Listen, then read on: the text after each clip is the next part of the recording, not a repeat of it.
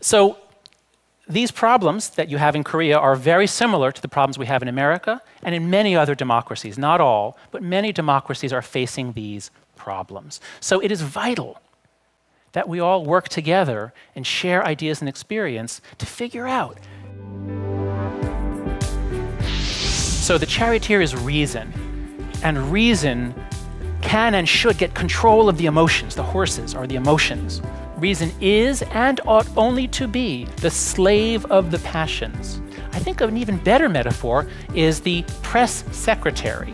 On the left, you almost always see signs that talk about compassion, harm, care, protection, protecting the vulnerable. I should point out, you never see signs like this at right-wing political events.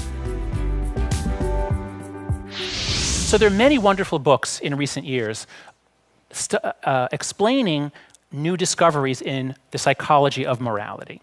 These are two that I particularly like, and here's another one that I really, really like. So this is the cover of the book in English and Korean. That's the American edition. I really like the British edition. Each country has its own cover. This is what it looks like in the UK. And so in the book, what I tried to do is explain all of moral psychology in just 3 sentences. So if you understand these 3 sentences, these 3 principles, you'll understand moral psychology. So I'll go through them briefly and apply them to the problem of political polarization. So first, intuition comes first, strategic reasoning second. Many, many societies have the idea that the mind is divided into parts, and these parts sometimes conflict. And in Western philosophy, we generally have the idea, Plato gave us a metaphor, that the mind is divided like a charioteer struggling to control 2 unruly or wild horses. So the charioteer is reason, and reason can and should get control of the emotions. The horses are the emotions. And that's true wisdom and maturity. But there's a counter trend. There's an opposite view taken by a few philosophers who I think are right. So David Hume, the Scottish philosopher above all, said, reason is and ought only to be the slave of the passions and can never pretend to any other office than to serve and obey them.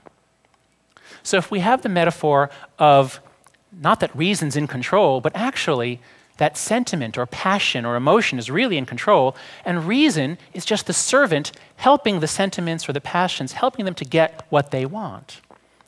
But rather than the metaphor of a slave or a servant, I think an even better metaphor is the press secretary.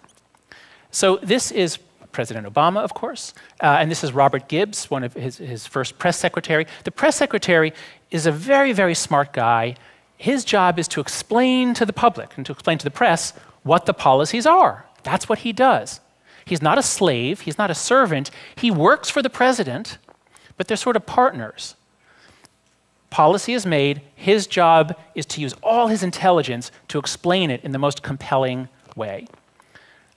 The research that I've done and many others have done fits with the idea that that's what moral reasoning is. It's a press secretary. We engage in moral reasoning to explain ourselves to others, to convince others that we are a good person. So let me show you a little bit of research. There's an enormous amount of research on what is called motivated reasoning.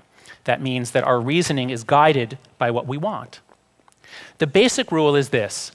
If I want to believe something, if I want to believe something terrible about the ruling party or about President Obama, I ask, can I believe it?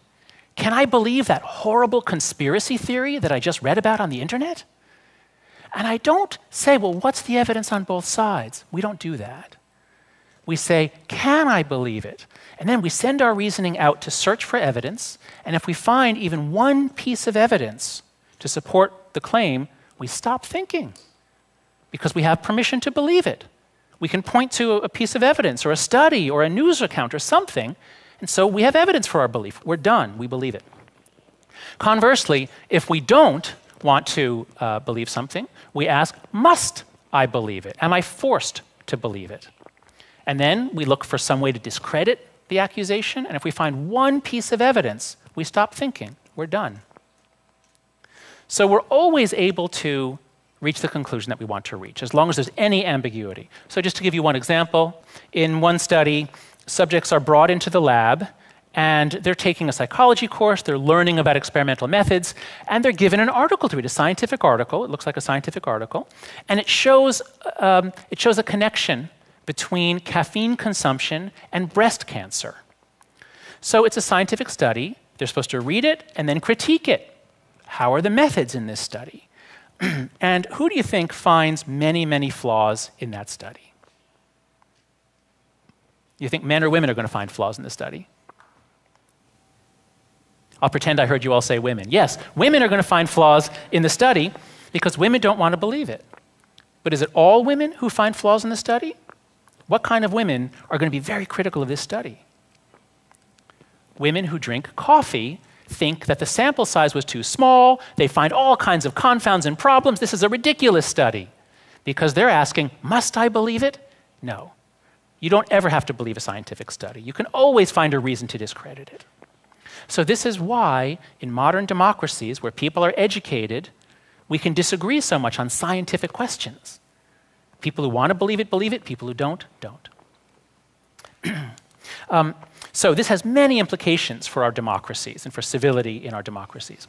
The bottom line is this.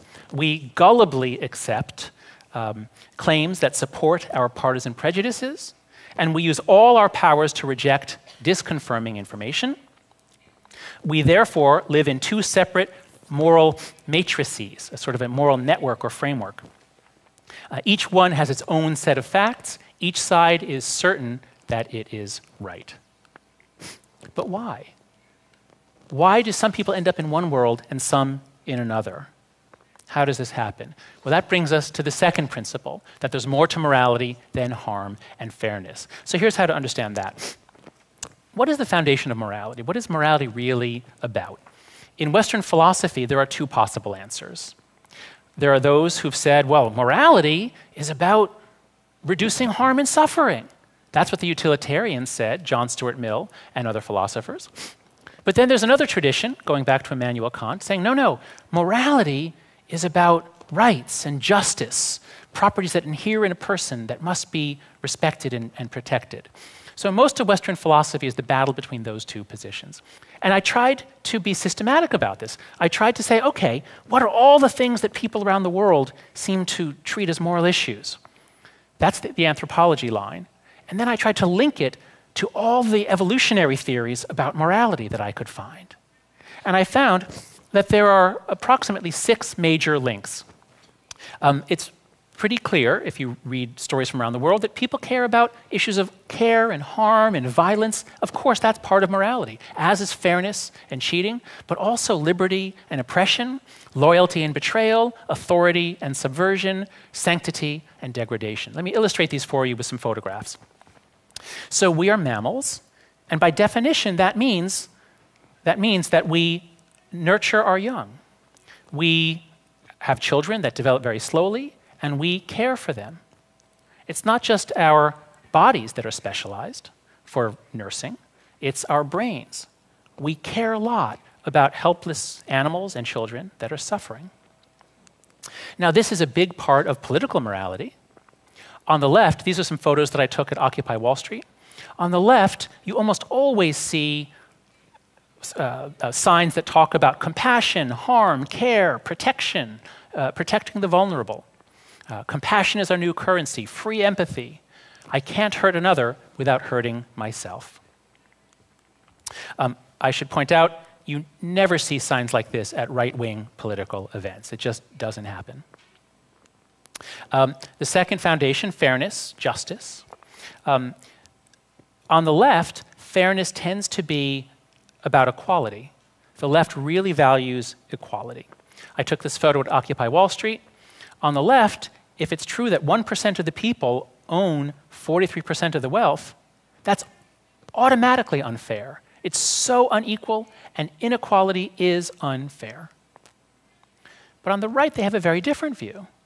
They would want to know, well, did the 1% create more value?